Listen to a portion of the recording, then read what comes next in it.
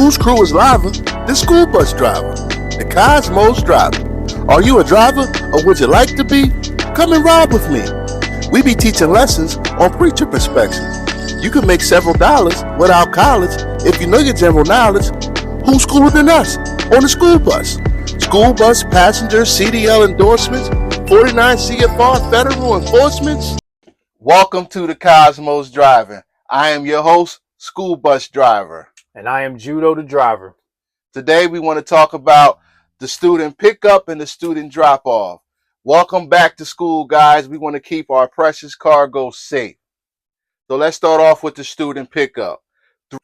Always make sure your master flasher is on. Well, yes, you always got to. Without the master flasher, the other drivers would not know that you're picking up a student. The amber warning lights won't work. The red warning lights don't work. The stop sign won't work. The crossing arm won't work. The master flasher has to be on for these things to operate. I believe you can lose your endorsements if you pick up children or even drop them off and you don't turn on the master flasher. When you're doing this, you definitely want to make sure that master flasher is on. Safety. Safety is key. Remember that. Safety is key. Protect our precious cargo. Yes. 300 feet before the school bus stop, I turn on my amber warning lights. I approach the stop slowly and cautiously. I pull far right and close to the curb as I can. I'm checking for traffic as I pull far right and close to the curb. 10 feet from the bus stop, I come to a complete stop. This is where I can see the children's feet touching the ground just over top of my hood.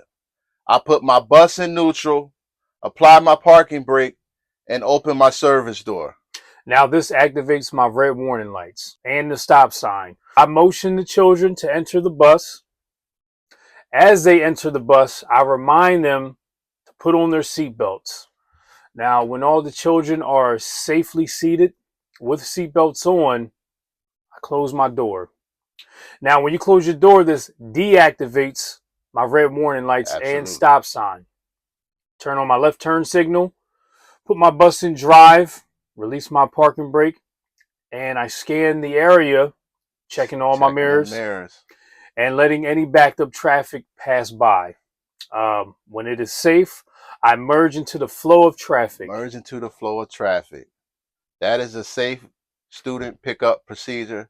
That's how we protect our precious cargo. Today's episode has been brought to you by thekozmoz.com, DAKOZMOZ.com, where you'll find CDL Class A, B, C 3 book series written by a school bus driver. Get yours today on thekozmoz.com. A story for you. I was doing a student pickup. It was a blizzard. I don't know why they didn't close school before I got to the bus yard, but they didn't. So no school closed. I still had to show up and go to work. It was coming down hard. My first three kids, of course, the first pickup kids are the baddest kids because they be on the bus the longest. They get antsy. They my baddest kids, of course. Excuse me. I'm on my way to go pick them up. The snow's getting bad. Before I get there, about 2 minutes before I get there, I hear an announcement come over the radio that school is closed and I can bring the bus back to the yard. Man. But at this time, I'm already 30 seconds away from the pickup.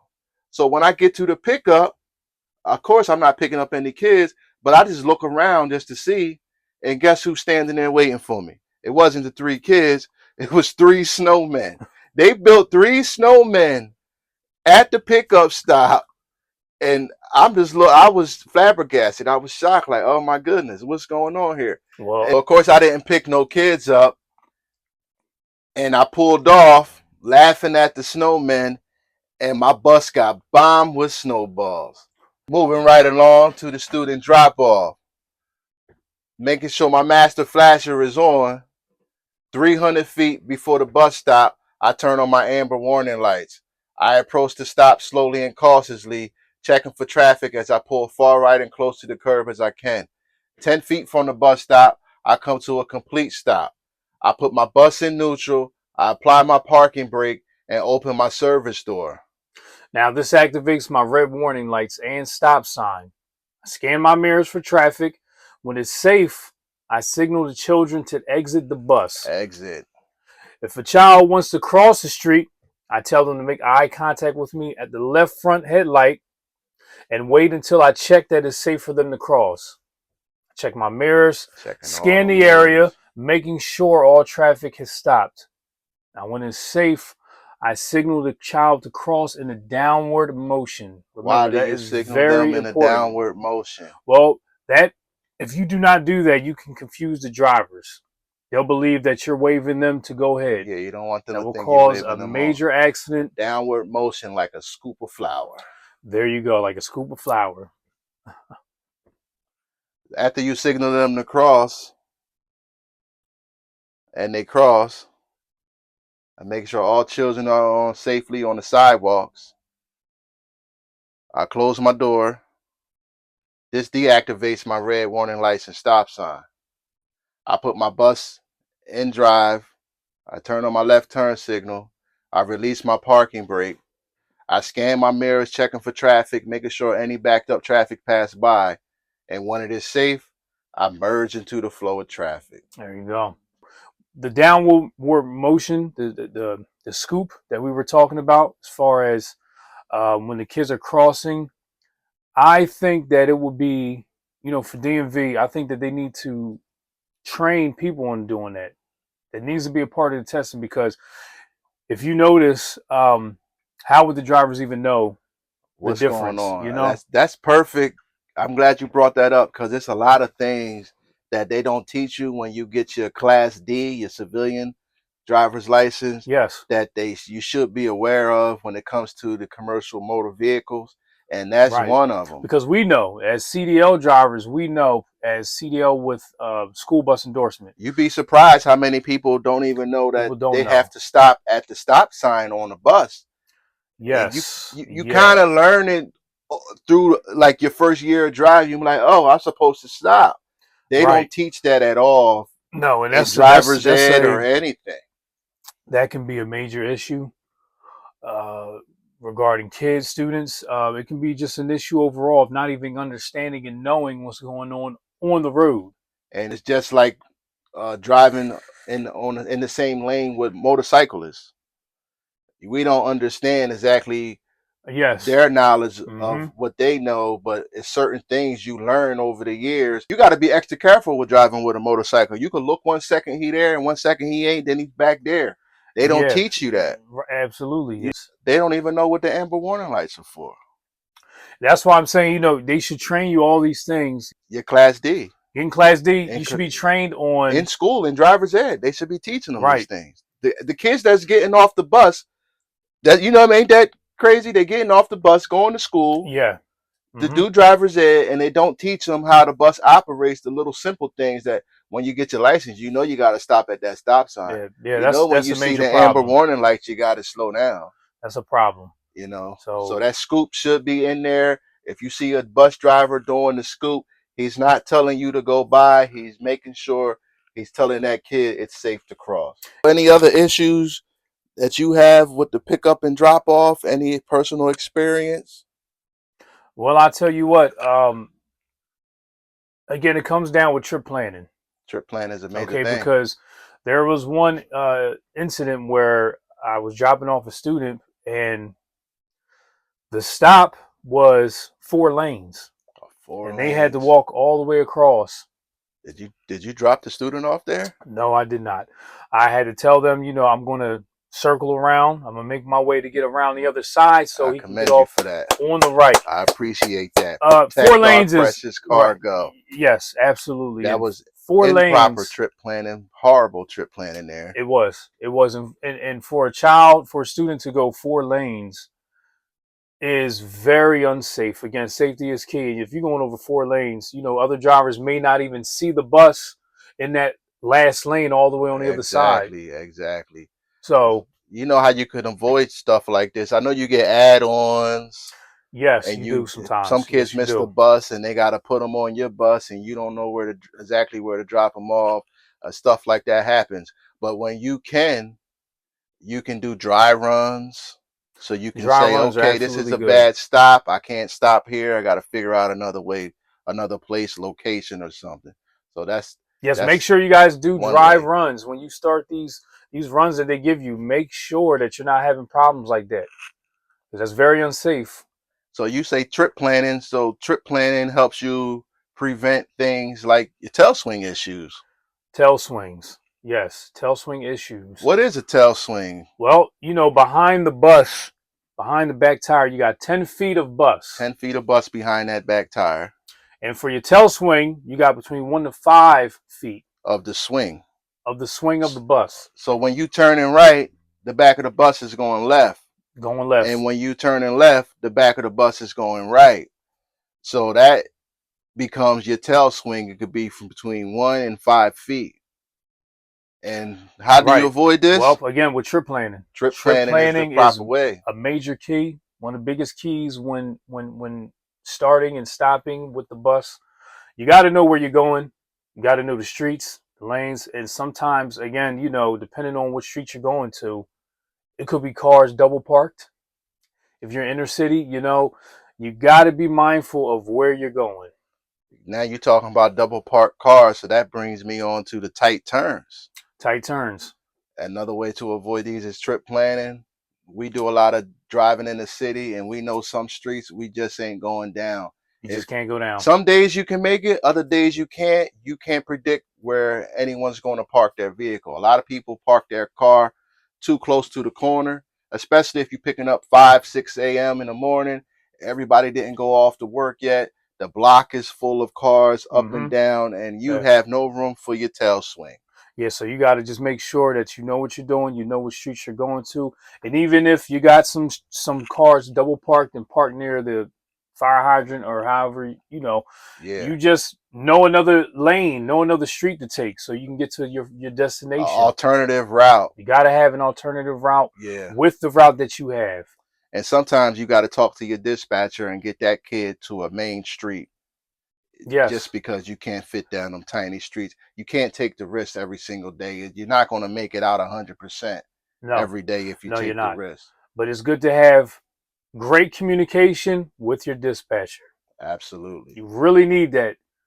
A good dispatcher has proper trip planning.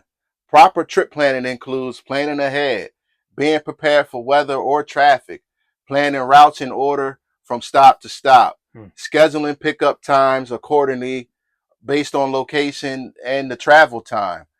But none of this matters if you don't have the essentials such as fuel. You gotta have enough fuel and or depth, which comes into play with the trip planning. You know, you worked the night before, you got a quarter tank, and you like, I'm just gonna go home, not thinking about tomorrow. You got to run it during the morning time. That's improper trip planning, especially if you got a gasoline. The gas just burns. You might get away a quarter tank with a diesel. Maybe it depends how long your run is. Right. But gasoline, man, I wouldn't do it. No, never recommend it. Yeah, we was already discussing poor trip planning. You gotta have practice. We gotta do drive runs. We got poor trip planning is total chaos. It's no order at all. It's like driving in circles. You could have dropped this kid off first, but you dropped him off in the middle. Now you backtracking. We call that double back. You got to double back to go in the same near the location where you started. That's chaos to me. That's improper trip planning. You're running the bus too long. You're wasting fuel. The kids are on the bus too long, and it causes a lot of stress for the driver for improper trip planning. Oh, most definitely. You know, maybe the student has to use the bathroom or something. And a story for me, I had a child once, student was on the bus and, he had to use the bathroom. A lot of bathroom stories, man. And, we couldn't make it. He was the stop coming up. Next stop. I said, you're the next stop. We're coming. And before he got off the bus, he said, listen, man, I made an accident in the back. It wasn't number 2, was it? No. Oh my goodness. Number one. So once he got off the bus, I had about 2 or 3 more stops. Once they were done, I took the bus back on campus and got to work. He had to clean up that number 2. He just don't want to tell y'all that. Number 1. I had to clean up number 1. I believe we have a video for you guys. Take a look at this clip. perfect. So yeah, that's good. That's good. That's good. Yeah, man. Now, Welcome back to the Kozmoz Driving. I am school bus driver, and I am Judo the driver. We coming back. We want to talk about these random drug tests that they do at the workplace. Yes. Marijuana recently became legal in a few states, but well, even if it's legal for in your state, for people, for us as CDL holders, it is not legal. So do not be confused. No. It may be recreational, but it is not legal for us to use. You do not want marijuana in your system while you're driving a school bus. So you will fail random drug tests if they catch that in your system. It is not legal for school bus drivers. It is not.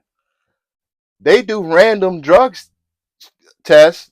They should be doing random blood pressure checks. Yes, honestly, they should. They should. If you think about it, even though it's a joke, honestly, they should be doing that because that's what you need to be really concerned about. You don't know. Maybe you have a driver that's going through it that has high blood pressure that day, which can be a cause of a stroke. So if they got high blood pressure and they're on the bus and they're just driving, maybe it's hot outside or, maybe they lack of water. That can be a major problem on the road. If you got blood pressure issues, you should be randomly checking your blood pressure before you operate a school bus. That's just my thoughts. I think that's just the way to be safe.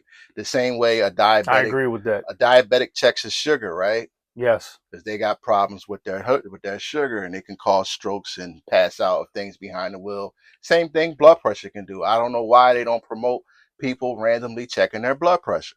I mean, it makes sense to do it. Honestly does. You can save some lives doing that. Okay, guys. So today I'm going to be doing a safe start. But before I perform my safe start, we're going to be checking the seatbelt. So we're going to make sure that it is securely mounted. Adjust latches properly with no rips or frays. And that's how you're going to check all your seatbelts on your bus. Perfect. Okay, I will now perform my safe start. Making sure my bus is in park, I turn my key one click forward. Waiting for my ABS light to come on and go off. So it's on right now. Should be going off. There it is. Now I'm going to start my bus. This completes my safe start. Thanks for watching the Kozmoz Driving. Drive safe and protect our precious car.